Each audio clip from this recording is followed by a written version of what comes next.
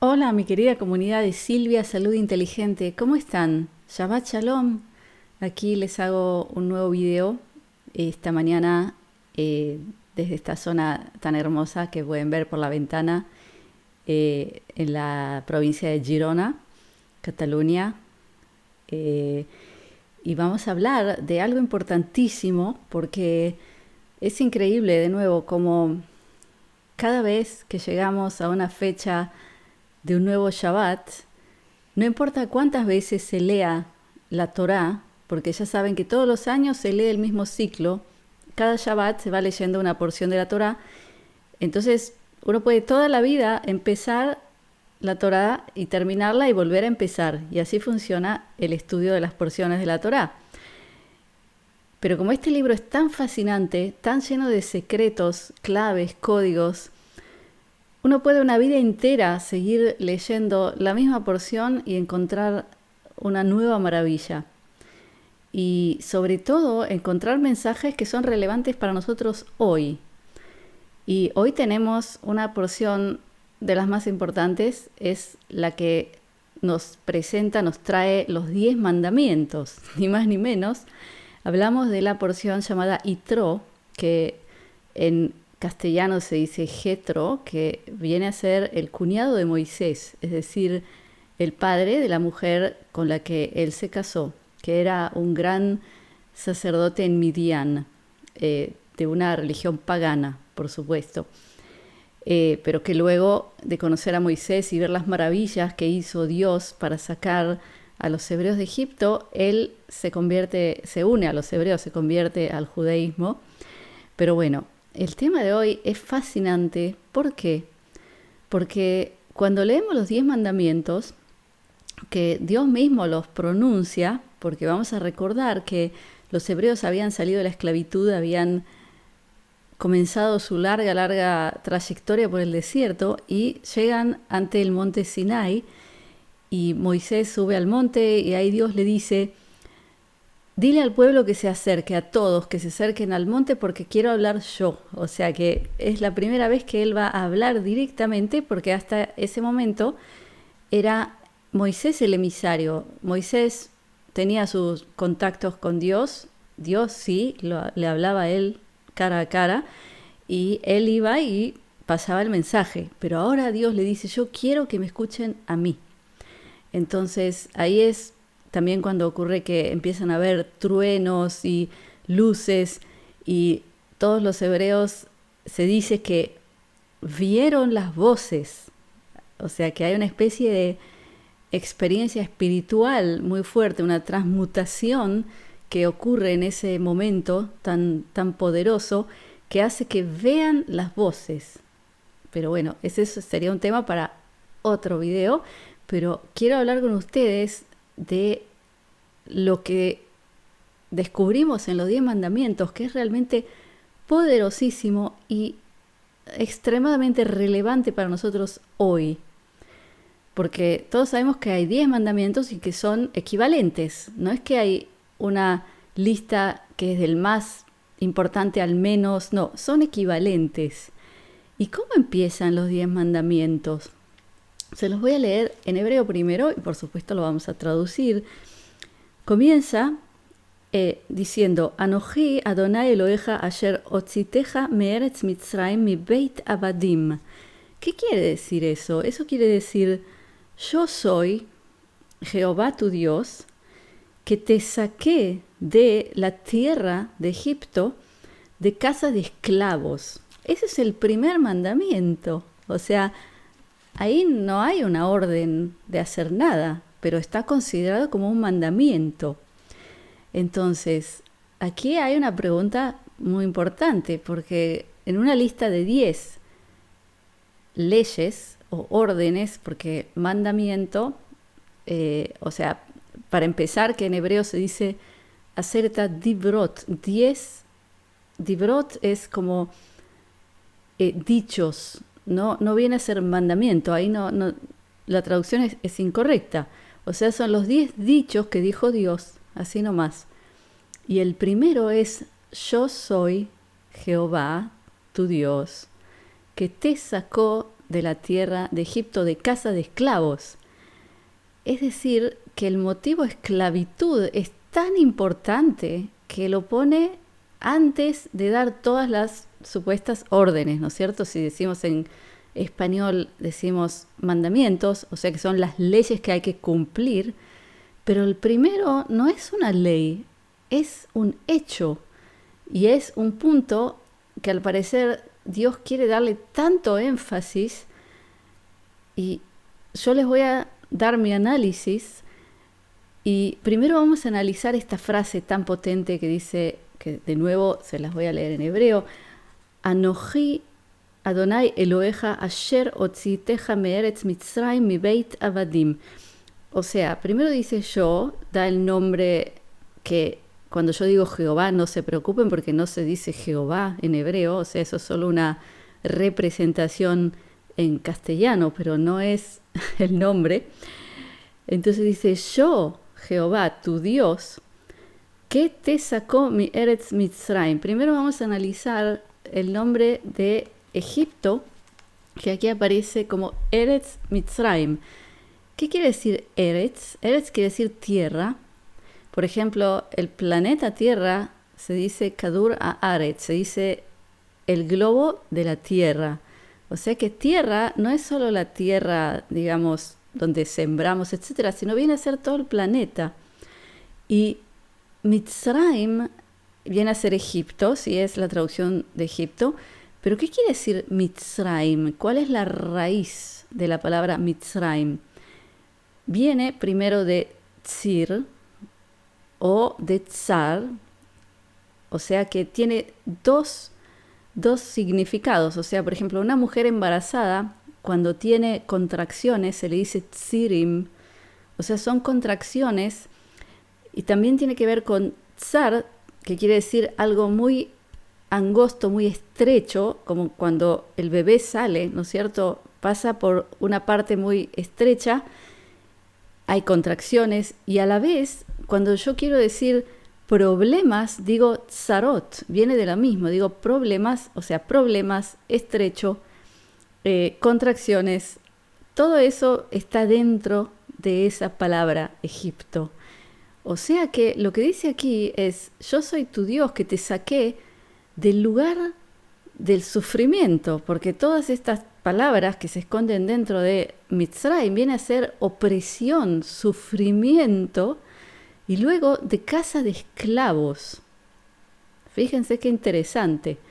O sea que lo primero que dice Dios es eso, ese es el hecho, yo te saqué de esa situación. Y luego empiezan los otros 9 mandamientos que sí son leyes a cumplir. Entonces, mi análisis personal es que Dios dice, yo te saco, pero tú tienes que comportarte así. O sea, no es algo sobreentendido que en cualquier circunstancia tú te vas a merecer salir de esa esclavitud. O se puede decir que si no cumples estos mandamientos, ahí quizás vas a tener que estar de nuevo en ese estado de opresión y de esclavitud. Y lo interesante de los otros 9 es que son leyes que a nosotros en el siglo XXI nos parecen como algo sobreentendido. Por ejemplo, no matarás, no mentirás, no robarás, ¿no es cierto? O sea, que no hace falta que alguien nos dé una conferencia por qué no hay que matar. O sea que nosotros ya hemos nacido en una sociedad que ya sabe de forma intuitiva que no hay que matar. Pero fíjense que dentro de la lista de todos los mandamientos tenemos no codiciarás. Entonces, vemos que son equivalentes, porque de nuevo en los mandamientos no hay una lista que diga este es más que el otro, sino que son iguales. Entonces, no codiciarás va equivalente a no matarás. Interesante, ¿no? Y alguien puede decir, bueno, si yo tengo codicia de tener un auto, un modelo más nuevo, no es lo mismo que ir y matar a mi vecino, ¿no es cierto? Pero al parecer no es correcto pensar así, porque tomemos como ejemplo, una persona que codicia algo, o sea, que no lo tiene, una cosa es decir, yo tengo voluntad de tener algo, de comprarme un auto mejor, digamos, ejemplo. Y otra cosa es tener codicia, porque cuando hay codicia hay una emoción que viene de un lado muy oscuro, que viene a ser como, no sé, si a mí me posee una energía muy negativa, que lo único que ve es el objetivo de lo que yo quiero poseer. Y vamos a tomar como ejemplo, mucha gente en el mundo, por desgracia, toma decisiones muy, muy negativas para recibir lo que le permita realizar su codicia. O sea que, digamos que hay un funcionario, de forma hipotética, sí, lo digo, un funcionario que sabe lo que está bien y lo que está mal, pero alguien viene y le ofrece mucho dinero para que haga algo que no es ético. Y ese algo que él va a permitir, porque le dan ese dinero, porque tiene codicia de tener una casa más grande, tener más lujos, esa decisión que va a tomar va a generar enorme sufrimiento y enormes daños a otros seres humanos. Entonces vemos como la codicia es lo que corrompe, porque no es solo mi codicia lo que hace el daño, sino el resultado de esa emoción de querer algo a ciegas, quererlo sí o sí conseguir. Entonces me va a hacer aceptar, por ejemplo, que me paguen por hacer algo que está muy mal, que puede generar grandes daños a otros seres humanos. Puede generar también la muerte de otros seres humanos. El que yo como funcionario o como, no sé, médico o enfermera, o hay miles de ejemplos, por esa codicia yo voy a permitir algo que va a generar que se rompan otros mandamientos. ¿Entienden? Por eso es que ese mandamiento es equivalente a todos los demás, esa prohibición. Y aquí quiero tocar algo también que es muy actual, porque lo que se ve en los mandamientos es que son algo muy obvio, muy fácil de entender, son simples: no matarás, no mentirás, no robarás. No son cosas complicadas, no hace falta hacer un doctorado en leyes para entender el porqué de ese mandamiento. ¿Y qué nos recuerda esto? Nos recuerda un tema muy actual, y es la ley natural.